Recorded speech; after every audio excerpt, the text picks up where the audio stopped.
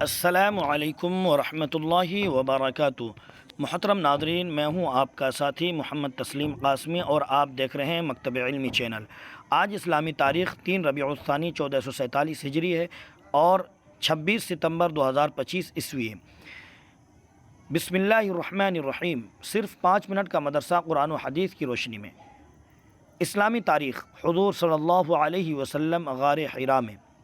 نبوت ملنے کا وقت جتنا قریب ہوتا گیا اتنا ہی رسول اللہ صلی اللہ علیہ وسلم تنہائی کو زیادہ پسند کرنے لگے۔ سب سے الگ ہو کر اکیلے رہنے سے آپ کو بڑا سکون ملتا تھا۔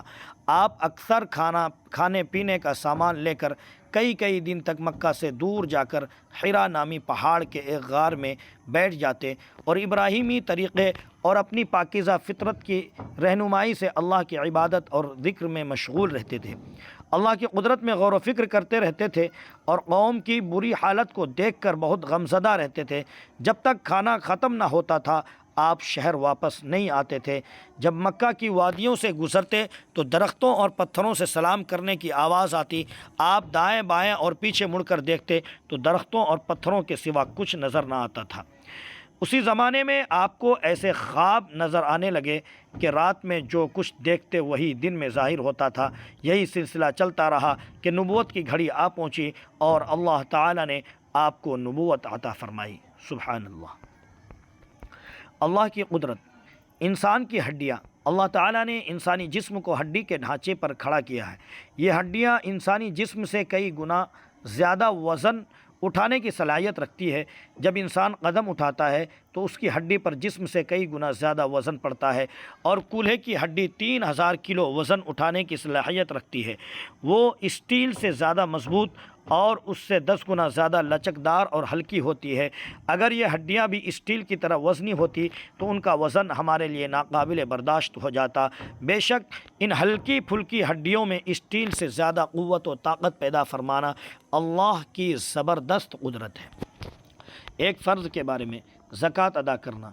حضرت عبداللہ ابن مسعود رضی اللہ عنہ ارشاد فرماتے ہیں کہ ہمیں نماز قائم کرنے کا اور زکوٰۃ ادا کرنے کا حکم ہے، اور جو شخص زکوٰۃ ادا نہ کرے اس کی نماز بھی قبول نہیں۔ ایک سنت کے بارے میں، چھینک آئے تو منہ پر کپڑا یا ہاتھ رکھ لے۔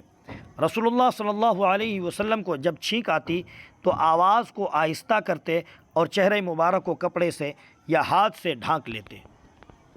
ایک اہم عمل کی فضیلت، اپنے اہل و عیال پر خرچ کرنا۔ رسول اللہ صلی اللہ علیہ وسلم نے فرمایا، ایک وہ دینار جسے تم نے اللہ کے راستے میں خرچ کیا، اور ایک وہ دینار جسے تم نے کسی غلام کے آزاد کرنے میں خرچ کیا، اور ایک وہ دینار جو تم نے کسی غریب کو صدقہ کیا، اور ایک وہ دینار جو تم نے اپنے گھر والوں پر خرچ کیا، تو ان میں سے اس دینار کا اجر و ثواب سب سے زیادہ ہے جو تم نے اپنے اہل و عیال پر خرچ کیا۔ ایک گناہ کے بارے میں، تجارت میں جھوٹ بولنا۔ رسول اللہ صلی اللہ علیہ وسلم نے فرمایا، تاجر لوگ بڑے گنہگار ہوتے ہیں۔ لوگوں نے کہا، یا رسول اللہ، کیا اللہ تعالیٰ نے تجارت کو حلال نہیں کیا؟ آپ صلی اللہ علیہ وسلم نے فرمایا، ہاں بے شک، لیکن وہ قسم کھا کر گنہگار ہوتے ہیں اور بات کرتے ہوئے جھوٹ بولتے ہیں۔ دنیا کے بارے میں، بد نصیبی کی پہچان۔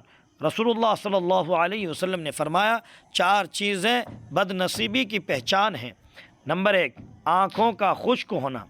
نمبر 2، آنکھوں کا خشک ہونا کہ اللہ کے خوف سے کسی وقت بھی آنسو نہ ٹپکے۔ نمبر 2، دل کا سخت ہونا کہ آخرت کے لیے یا کسی دوسرے کے لیے کسی وقت بھی نرم نہ پڑے۔ نمبر 3، امیدوں کا لمبا ہونا۔ نمبر 4، دنیا کے حرص و لالچ کا ہونا۔